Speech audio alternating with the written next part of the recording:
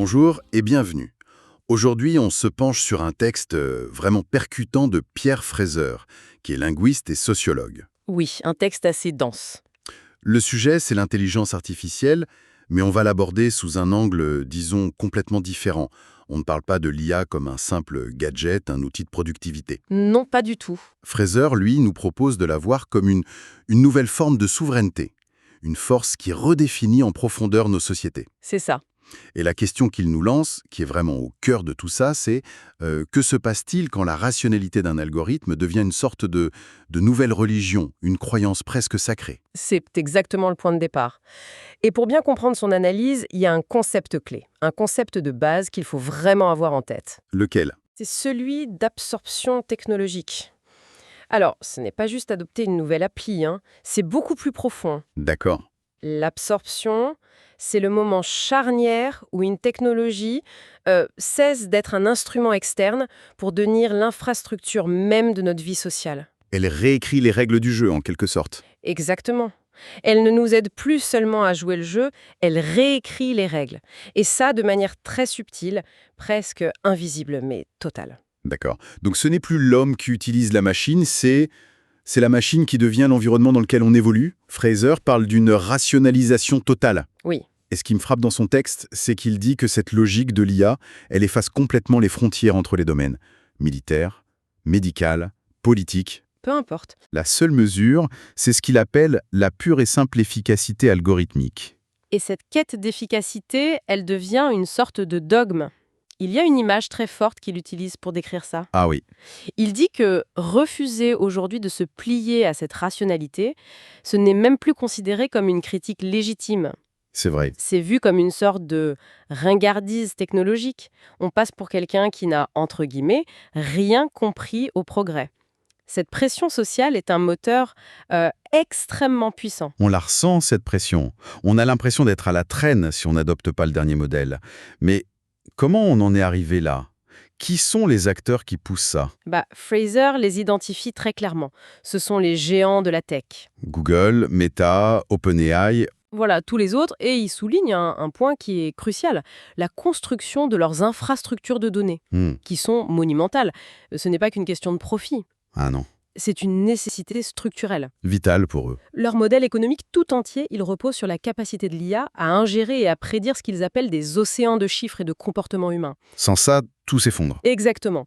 Et c'est ce qui rend cette rationalisation algorithmique si séduisante pour eux, et ce qui nous la fait percevoir comme inévitable.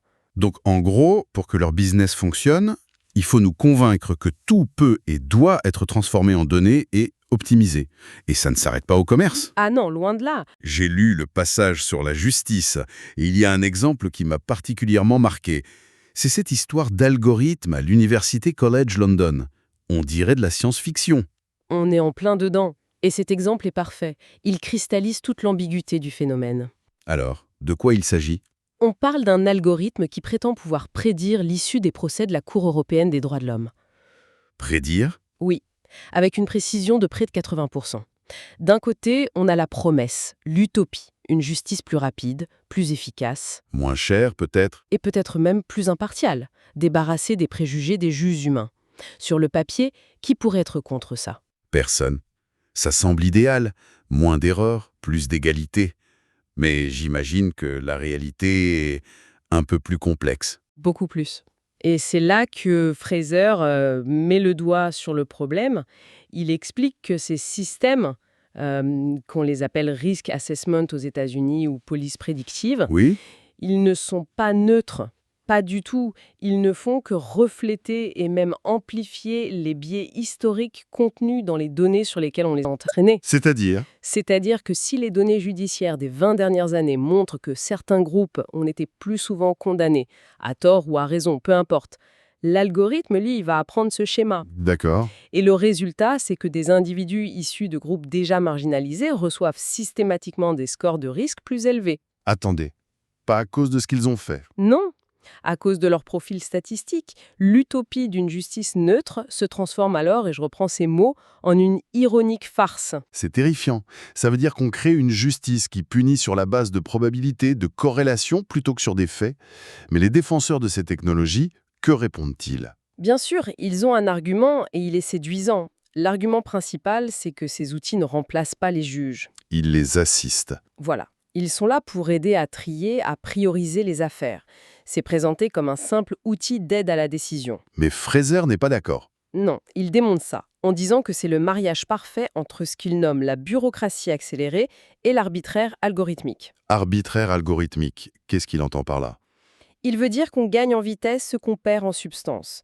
La justice, dans une démocratie, ça repose sur la transparence, le débat, la capacité d'un juge à expliquer sa décision. La fameuse boîte noire de l'IA. C'est ça.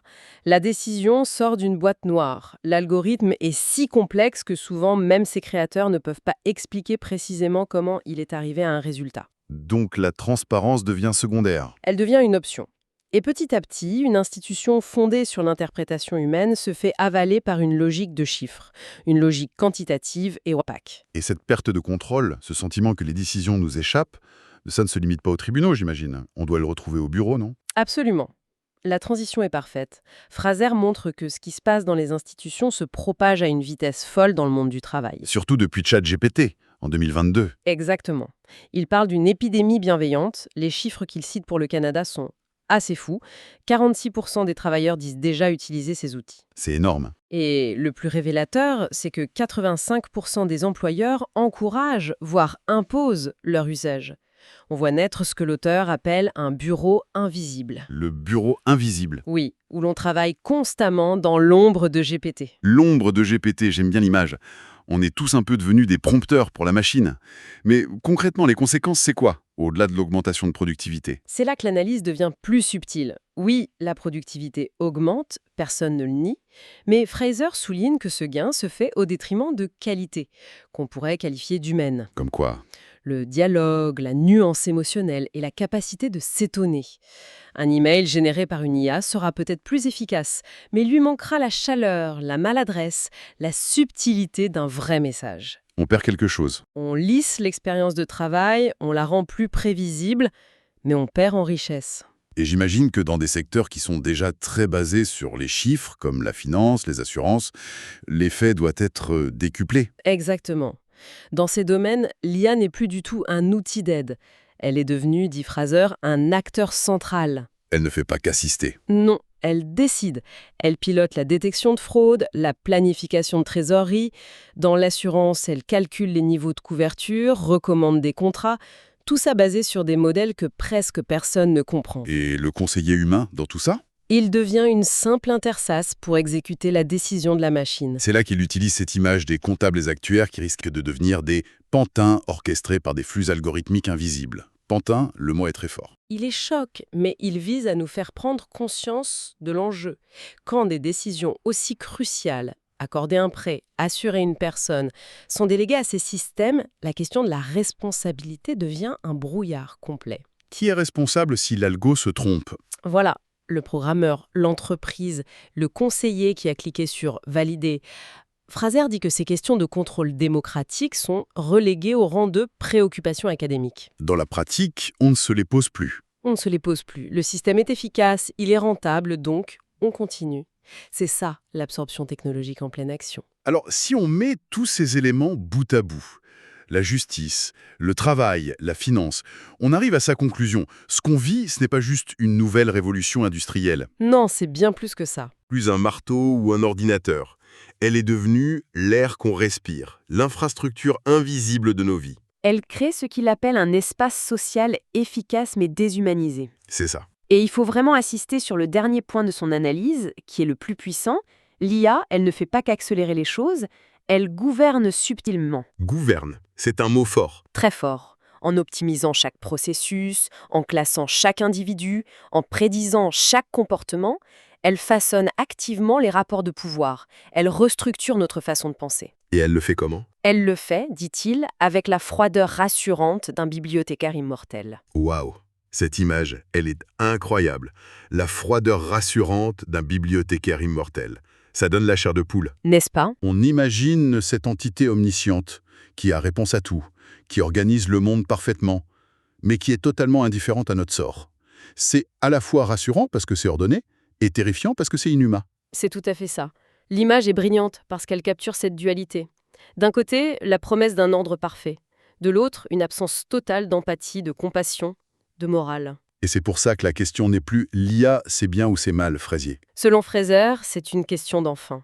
Le débat ne peut plus se résumer à ça. Donc, la véritable question, ce n'est plus de savoir si on l'utilise à bon escient. C'est plus profond. Beaucoup plus profond.